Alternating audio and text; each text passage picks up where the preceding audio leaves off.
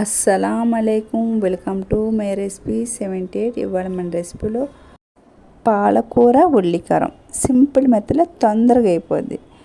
ఆకుకూరలు తినని వారు కూడా ఇలా చేసేవండి, చాలా ఇష్టంగా తింటారు. ఇప్పుడు తయారీ విధానానికి వెళ్ళిపోదాం రండి ఫ్రెండ్స్. పాలకూర నేనైతే ఇలాగ ఒక 5 కట్టలు అయితే తీసుకుంటున్నాను. 5 కట్టలు పాలకూర అయితే 4 ఉల్లిపాయలు ఇలా తీసుకోవాలి. ఇలా తీసుకొని సన్నగా ఉల్లిపాయలు తరుక్కోవాలి. అలాగే పాలకూరని బాగా శుభ్రంగా కడిగి ఇలా తీసుకోవాలి. ఇలాగ సన్నగా కట్ చేసుకోవాలి. కాడలు ముదురుగా ఉంటే పడేయాలి, నేతగా ఉంటే దీంతో పాటు కట్ చేసుకోవాలి. ఇలా మిక్సీని తీసుకొని సన్నగా కట్ చేసిన ఉల్లిపాయలు ఇందులో వేసుకోవాలి. 3 టేబుల్ స్పూన్ కారపొడి వేసుకోవాలి.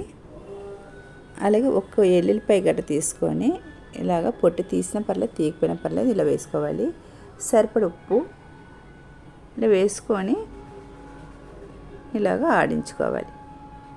ఇలాగ ఉల్లికారం అయితే రెడీ అయిపోయింది. ఆడించిన తర్వాత ఇప్పుడు స్టవ్ వెలిగించుకొని కళాయి పెట్టాలి. ఇలా కళాయి పెట్టిన తర్వాత ఆయిల్ వేసుకోవాలి. ఆయిల్ అయితే కొద్దిగా ఎక్కువ పడుతుంది. 1 టేబుల్ స్పూన్ ఆవాలు, 1 టేబుల్ స్పూన్ శనగపప్పు, 1 టేబుల్ స్పూన్ మినపప్పు, 1 టేబుల్ స్పూన్ జీలకర్ర, 2 ఎండుమిర్చిలు తుంచి వేసుకోవాలి. కొద్ది కరివేపాకు, ఆడించి పెట్టుకున్న ఉల్లికారని ఇలా వేసుకోవాలి. ఇలా వేసుకొని బాగా పచ్చితనం అంతా పోయేంత వరకు బాగా వేపుకోవాలి. ఇప్పుడైతే మూత అయితే పెట్టేసుకోవాలి. ఇలాగ మూత పెట్టుకొని మధ్య మధ్యలో తీసుకొని కలుపుకోవాలి.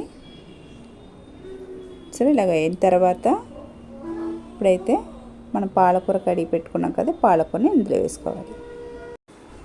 ఇలా వేసుకున్న తర్వాత బాగా కలుపుకోవాలి. ఇలా కలుపుకొని ఇప్పుడైతే 1 నిమిషం మూత పెట్టేద్దాం. 1 నిమిషం తర్వాత మళ్ళీ చూద్దాము. 1 టేబుల్ స్పూన్ ధనియాల పొడి, 1/2 టేబుల్ స్పూన్ జీలకర్ర పొడి, 1/2 టేబుల్ స్పూన్ పసుపు ఇలా వేసుకొని బాగా కలుపుకోవాలి. 1 నిమిషం ఇప్పుడు మూత పెట్టేసుకోవాలి. ఇప్పుడైతే చూద్దాము. ఇలా ఒకసారి బాగా కలిపేసుకుందాం. ఇప్పుడైతే పాలకూర ఉల్లికార రెడీ అయిపోయింది. ఇప్పుడు సర్వ్ చేసుకుందాం. ఇలా చేసి పెట్టుకొని ఫ్రిడ్జ్లో పెట్టేసుకుంటే ఒక 10 రోజులకైనా సరే పాడవదు. కూర లేనప్పుడు ఇలాగా కొద్దిగా ఈ పాలకూర ఉల్లికారాన్ని వేసుకొని అలాగే కొద్దిగా నిమ్మకాయ కావాలంటే నిమ్మరసం పిండుకోండి. చాలా టేస్టీ, చాలా బాగుంటుంది అన్నంలో కలుపుకొని తింటే. అలాగే మీకు నచ్చితే కనుక లైక్ చేయండి, షేర్ చేయండి, సబ్స్క్రైబ్ చేసుకోండి.